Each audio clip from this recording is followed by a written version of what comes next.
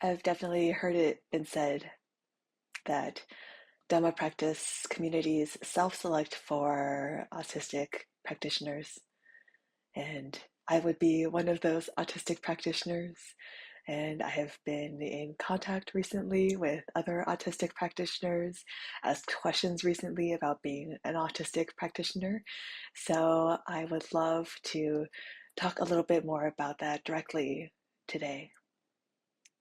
And I think right now I just feel this huge wave of joy to talk about this subject and also to be an autistic practitioner. And I think it really is a superpower in the path of practice. So I want to talk about in what ways it is a superpower and in what ways I have practiced with this brain that I have. So one characteristic that many autistic people experience is hypersensitivity to stimulation, or sometimes hyposensitivity. So, for example, sometimes I myself feel extremely sensitive to sound and smell, to feeling, and then some people will feel a lack of sensitivity, for example, to the sensation of different temperatures or the hyposensitivity to the feeling of clothing on their skin. Some people can, for example, wear very high heels and not feel anything, not feel any pain at all. And only later, when they see the blisters on their feet, do they realize that maybe it wasn't the best thing for their foot. Okay, so that's what hypersensitivity and hyposensitivity means to stimulation. But for me, for example, I was recently sitting in a car with some friends on a long road trip, and there was some very fragrant peaches or plums in a basket next to me. And I knew that it was a pleasant smell, and I knew that it wasn't hurting me. It was fine for that smell to be there. And yet, as we were having conversation during this road trip, my brain, in between the words of the conversation, kept going, fruit, fruit, fruit. So it was like, how are you, Grace Fruit? Oh, I'm doing very well, thank you, fruit, fruit. And not just to smells, but also the sensation of clothing. I, yeah, comfortable, loose clothing is the way to go for me, and in the way that autism manifests in my brain. And also to feelings like emotions and thoughts. I feel very sensitive to those, and just have to make sure that when I feel something very big, I just am careful and mindful that I really let all of it pass through my system, because if there's anything that is not processed through the system, then it does prevent true peace from appearing in my body and in my mind.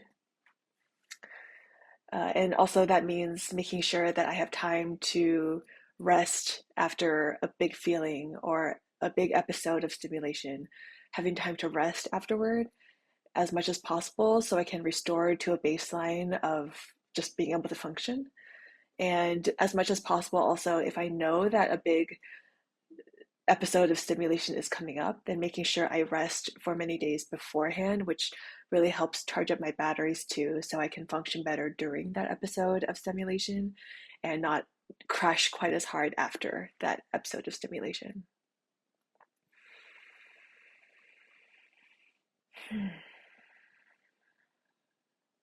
And why is this a superpower in the path of practice? Well, no one will ever have to ask me twice if I want to guard my sense doors or if I want to find a place of seclusion. Most likely, I will have already gone there myself. Even if I am in a place where there is stimulation happening, like for example, sometimes, occasionally, I find myself in a practice group, and sometimes people, it is their practice to speak at length about something, and I might not necessarily enjoy hearing that thing that they're sharing. And yet, It is valuable practice for them to share it and to speak it, and it is valuable practice for me to practice guarding the sense door of how much I actually tune in to the sound that is in the room versus sometimes just tuning into the sound of silence instead. Even as someone is speaking, I can listen instead to the silence. And being really mindful and intentional about when I attune to the stimulation, when I expose myself to more stimulation versus guarding the sense doors, finding places of seclusion. And even just saying those things is like a song to me, like a ballad or an anthem. Guarding the sense doors, finding seclusion. I just feel, even just saying those things, relief, relief in my body, relaxing in my body.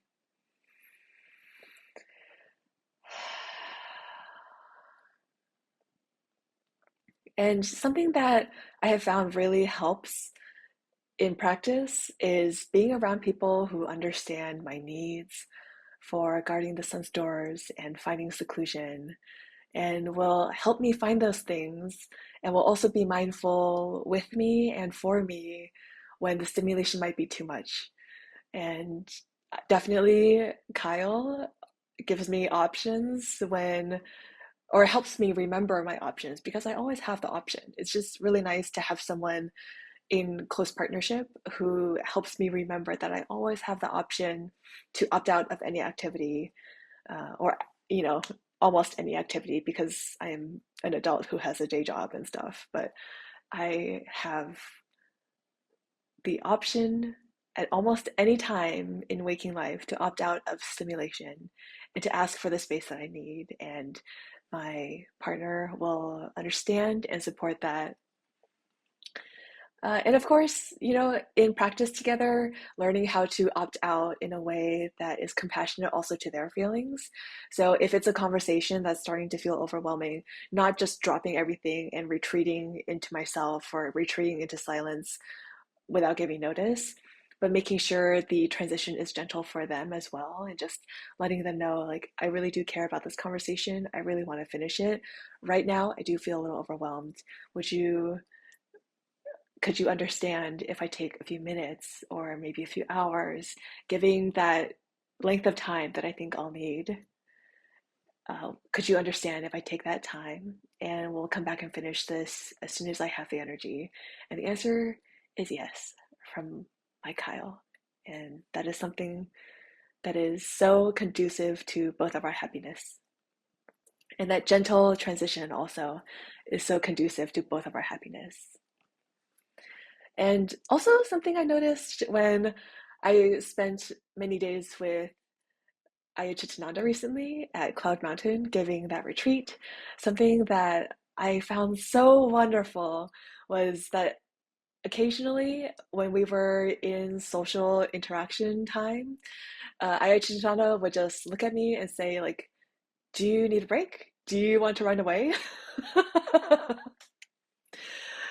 And that, I always said yes, by the way. I always wanted a break, or almost always. I think there was maybe one or two times when I said no, I would like to stay and continue having a social interaction time.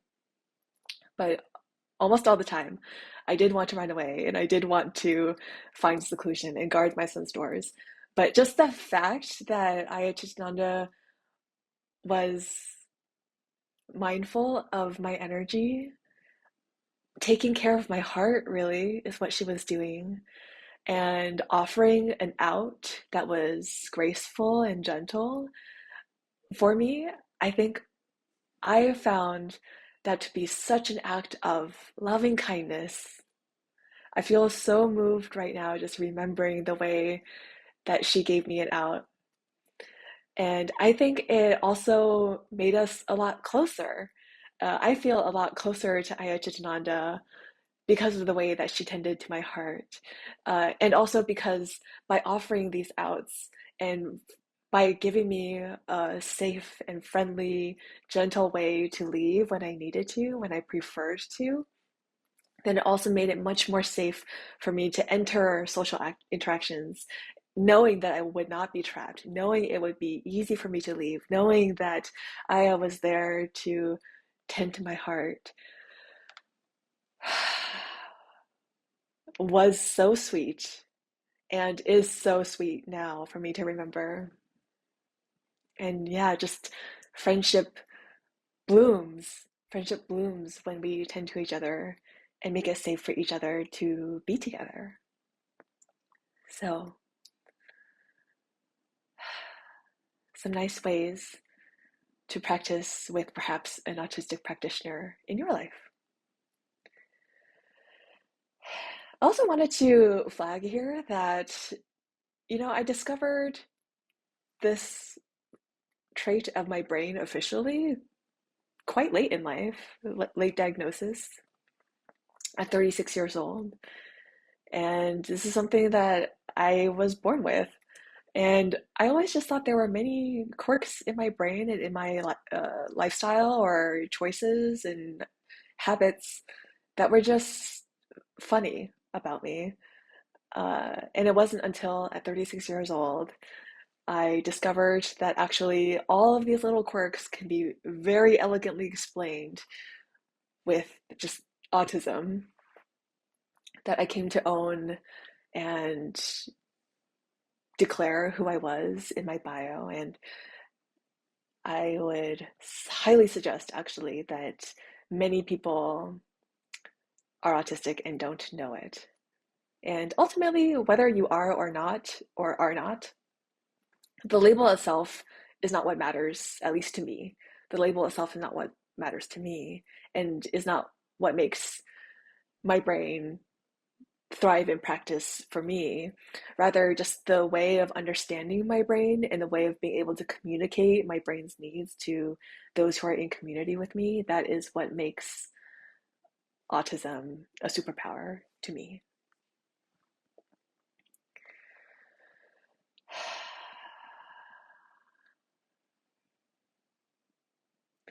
Yeah, no one's ever going to have to ask me twice if I want to find seclusion. I remember like on retreat, especially being on the teaching team and just having more visibility,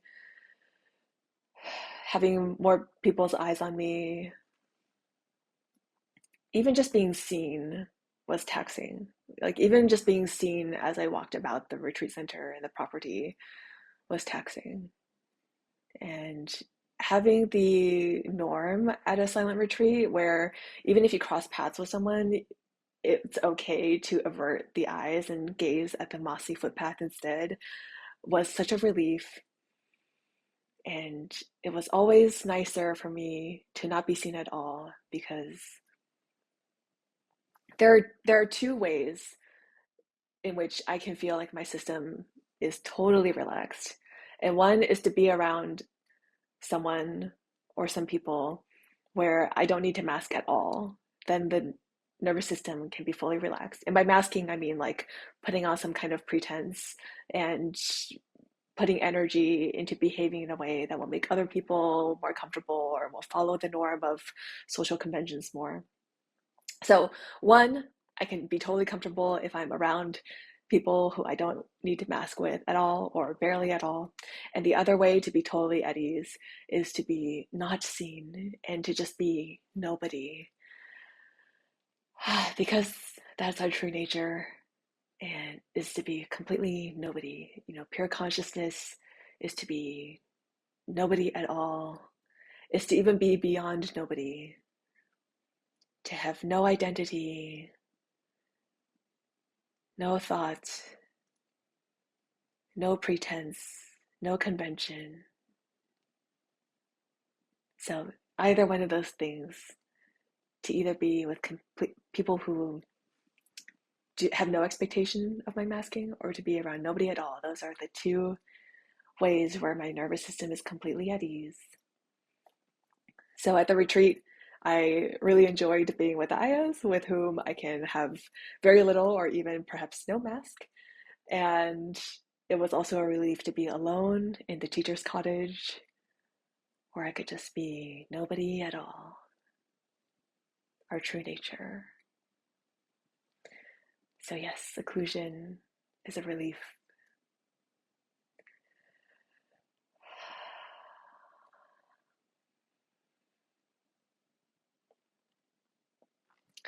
Another trait of many, many autistic people, including myself, is that we have special interests. So either there tends to be these extremes of either extreme interest in something or no interest in things that might often interest other people. And by the way, I'm not an expert on autism. I'm only an expert in the way that I experience my brain. So please keep that in mind. I'm not any kind of psychologist or authority here on the topic at large, only my experience of it. But anyway, uh, yes, Dhamma practice is one of my foremost special interests, absolutely. And for someone's special interest to be in awakening, not in Pali, not in the suttas, not in any worldly thing like that, but for the special interest to be in awakening, in facing down suffering, I think that yields very happy results. And particularly, I remember, you know, when we had gone on pilgrimage together in 2023, and after pilgrimage, I felt like I had really found the trick or the mechanism or the way to recognize suffering, to face it as it arises, to watch it as it sustains, and to enjoy that sensation of it ceasing. Then that really, really became my special interest. And it was such a pleasure. Even as the suffering was arising, there was this voice in the back of my mind that was like, yes, we get to play this game again. We get to run this mechanism again. We get to enjoy our special interest of facing down suffering.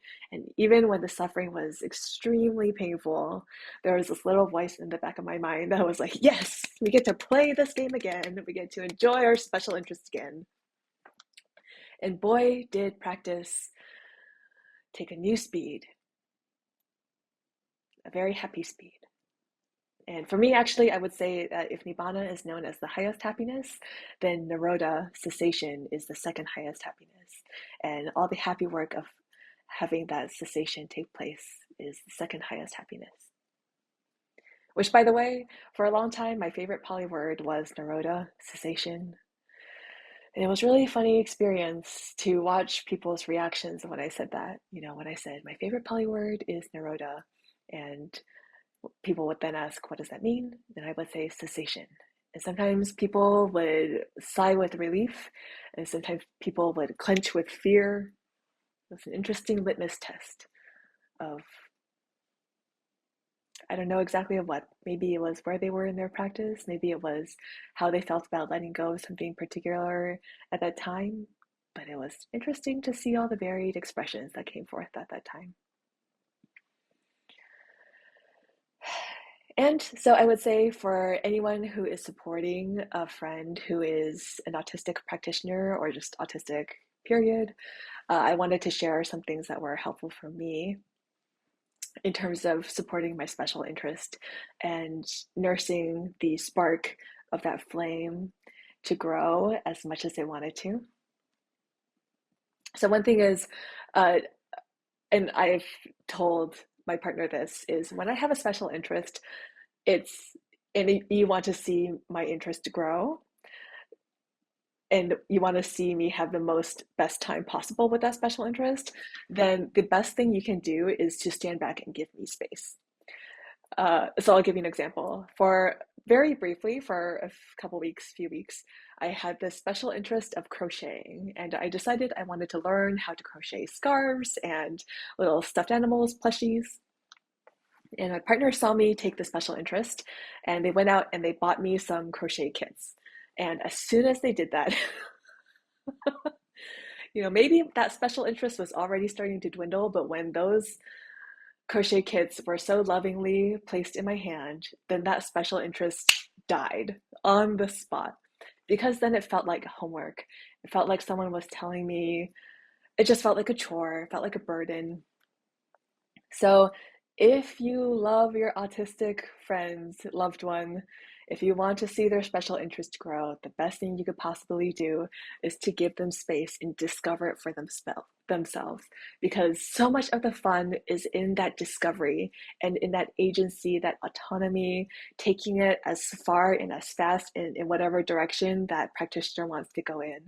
And so, for example, I think if someone had assigned me to read the four major Nikayas of the Pali Canon, I think probably it would not have happened. But because out of the love of Dhamma practice, out of the joy of discovery, of reading the suttas for myself, for those reasons, I read the four major Nikayas in, I think, 1.5 years, something like that, and learned so much and was rewarded with so many fruits of insight from it. And it was because that special interest was self-directed that I think it so blossomed and helped my practice. So I had someone come up recently and tell me like, oh, she has this autistic person in their life, and she so wishes that that person's special interest was in awakening. And so I told her the best way to teach someone is to practice well yourself, especially if it's, I think that goes, by the way, true for anybody, but especially if it's for an autistic person in their special interest. And why I say that is because I remember so many times when I was not trying to teach. I definitely was not even thinking about teaching, but just practicing well myself. And when a stressful situation occurred and everybody else around me was stressed, but I was at peace and I was still happy, then that is when people really started asking questions about the Dhamma. And even though we did not call it Dhamma practice, then that is when a lot of Dhamma practice was just organically occurring. And a lot of awakening for a lot of people was just organically occurring.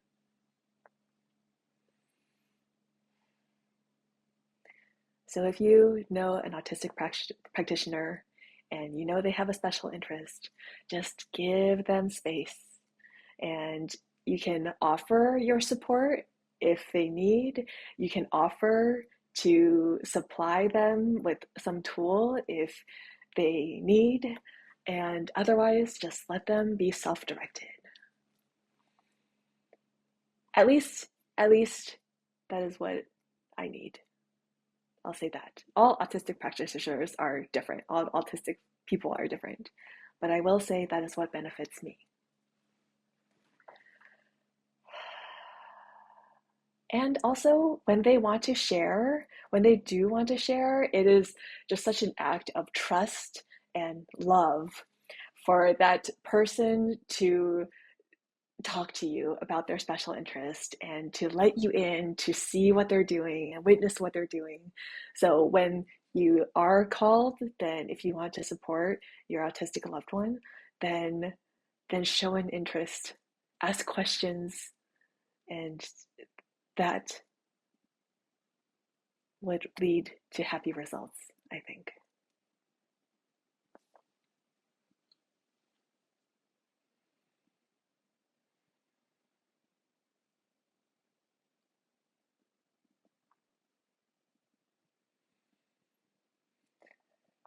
Another trait for autistic people is that sometimes, especially when it comes to social dynamics and social norms, they display idiosyncratic behavior.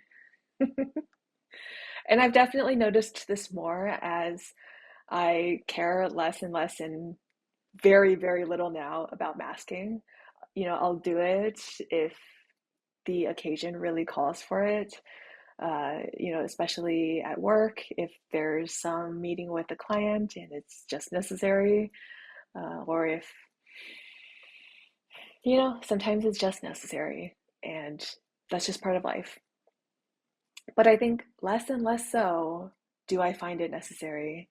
And a lot of that comes from communicating with my loved ones and letting them know that my brain works differently from theirs. And a lot of that comes from just not caring anymore because our life force energy, our chi as people, is so precious, and we can do so much good with it. We can practice so well with our energy. And the more that I find the ways that I can use my chi and have good, happy results for me and for other people when I use my chi wisely. And when I mean good results, I mean like awakening. Then the less and less and less I give a crap about the ends I don't care about. So, for example, people pleasing, gross. Sustaining the illusion that everything is peachy keen when it's not, gross. Um, Stuff like that. Expressing or just like making sure people's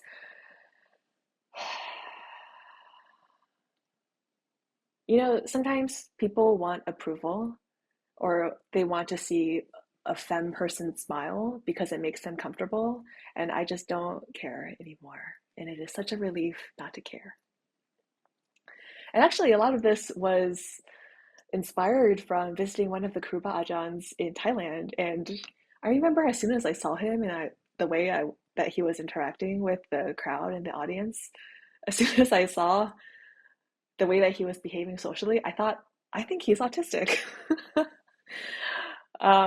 So if that is true, and I don't know, and there's no way to know for sure unless he got diagnosed by a professional, which I'm not, there's no way to know for sure, but if it is true that he is autistic, then certainly autistic people can go all the way to the end of the path. I'm very confident about this. Anyway, I saw the way he was interacting with people, and there was like this unprecedented way of not caring about people's comfort, not caring about pleasing people. That I thought, wow, if that Kruba Ajahn can behave in that way, then I certainly can behave in that way too. And just save my life force energy for practice, deep, meaningful practice, and not expend it on people pleasing. So, what does that look like? In a group, in a social situation, if people are talking to me and, you know, my energy is waning, and especially if the conversation is pleasant but not conducive to deep, meaningful practice, deep, meaningful awakening, then I've learned that I can simply state that my energy is dwindling. I care so much about you. I want to finish, or I want to catch up later, finish this conversation later, and please, for right now, I need to rest. And so far, every single time that I have gently stated my needs, people have understood. And actually, a lot of times people will come to me later and tell me that it was just a revelation to them to see that loving boundary setting, and that they feel inspired also to implement it in their own lives.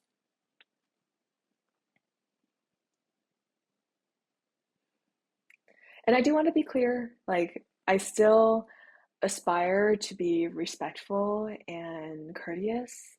It's just that waste of energy that is people pleasing that I'm no longer interested in.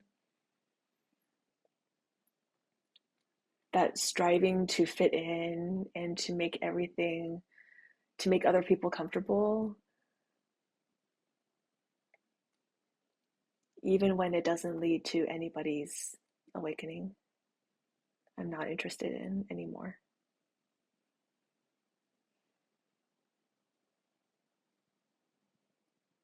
And that practice, I love so much of gentle boundary setting has been such a relief for me, and I think such a relief for other people. And I will say, I think that not everybody loves it. Not everybody in community with me loves it. And it is, as long as I know that I'm being respectful, I'm being courteous, I am modeling the behavior that, at least for me, leads to the deepest and most meaningful practice. If all of that is true, then people can be uncomfortable, and I'm okay with that. If I've done my part of being as respectful as I can, as courteous as I can, gently setting the boundary that I need, if other people look upon me and think that I'm a weirdo, that is perfectly fine with me.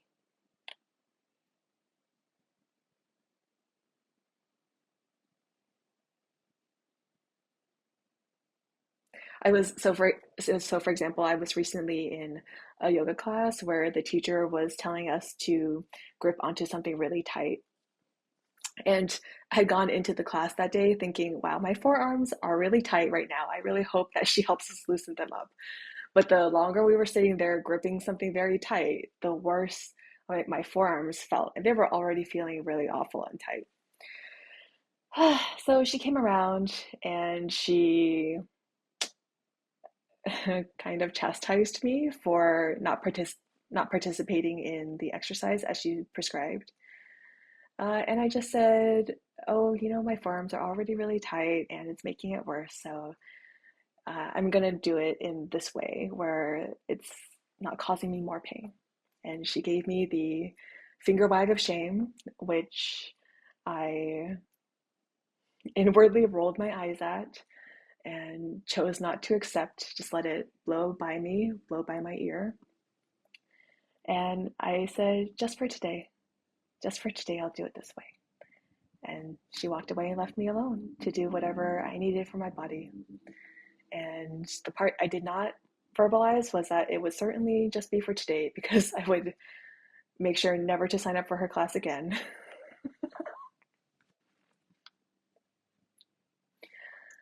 But I'm not going to do something that I know will actively hurt me, hurt myself, cause my body and mind more pain just to make someone else more comfortable in a way that is not meaningful.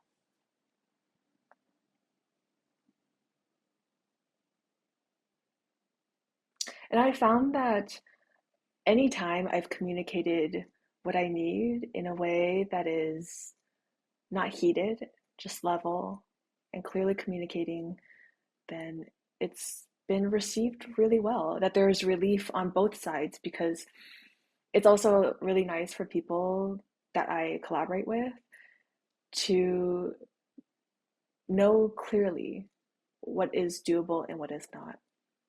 And a lot of times, when the need is clearly communicated, then we'll find some way to make it work for everybody. So the need will be like, I don't have enough energy for this. And then the solution could be like, okay, well, maybe there's this other way of delivering this product where your energy is not quite so taxed. And then happily I'll do it. I think when the boundaries and needs are clearly communicated, then there is more room for creative problem solving, so that there can be more good and working with the flow of our chi, our life force energy, instead of forcing ourselves into outcomes that might actually hurt us in the process.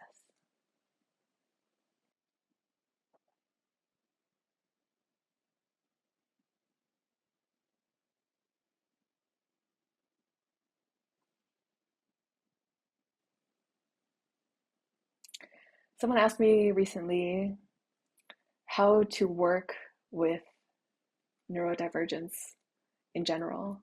And again, there is no, I can only answer for my own neurodivergent experience. And by the way, I think having talked to people who study the brain for their livelihood, there's this thought that maybe there's no such thing as a neurotypical brain. And for those who believe they're neurotypical, then what if they just have not yet seen the way that their brains differ from this imagined ideal of neurotypicality? Whether that's autism or attention deficit or dyslexia or whatever. But what if really there is no such thing as neurotypical? But anyway, I can only answer from my own experience and the experiences I've seen of people who are close to me and who show me the map of their mind. But ultimately, it all comes down to what works for each of our own brains. And when it comes to practice, what is it that's going to help each of our own minds practice with the Four Noble Truths? What is going to help our own minds see the suffering that exists within it, watch as it arises, be with it as it sustains, and watch as it ceases again and again and again, walking the Noble Eightfold Path all the way to the end. So for some people, that might be meditating for many hours of the day. And for other people, it will look like being in a practice community for much of one's waking hours. A few months ago, I was reading Ajahn Suchar's autobiography, and he was talking about how for lay people, the path to awakening will be much harder with more resistance because they can't even give up air conditioning. How can they give up all the other attachments they have in their life? And I remember looking down at that moment, and I was sitting in a very comfortable air-conditioned room on this very comfortable, expensive office chair that helps me maintain good ergonomics. It's very nicely cushioned on the bottom. I was drinking a prebiotic soda at the time that was very tasty out of a really cute glass I had picked up at the thrift shop. I was looking around at all these comforts and pleasantries, and I was thinking, it's actually all these comforts that make me excited to read this autobiography and make me excited to gain the wisdom that it offers, because there's a lot of wisdom there, by the way. Read the biographies of the Arahants. There's so much to be learned. There's so many ways to grow in them. And it was those pleasantries that made my practice the richest that it could be that day. And of course, I can practice without all those pleasantries too. But just that day, it was that soda pop that made it so much fun to read that autobiography. So I would really encourage everyone to recognize there's no one textbook way to practice. Just even within the Kruba Ajahns, they will preach diametrically opposite things. One person will say, meditate for all the waking hours of your life. The other person will say, meditate only 2 hours and then work in community for the rest of your waking hours of your life. So it is really up to us. And it is the adventure that awaits for each of us in our practice to really learn our own minds, learn what it needs, so that we can love it and let it go, love and let go of all of our attachments, all the way to Nibbana, and after Nibbana, all the way to Parinibbana. Ajahn Mun said, I read in his biography, that one way to describe Nibbana is that we know our minds completely. When we know our minds completely, that is a way of saying we know the Dhamma and that we have gone all the way to full awakening. So I wish all of you, everybody, a happy adventure and a happy journey in discovering our own minds, our own hearts, and may we practice well.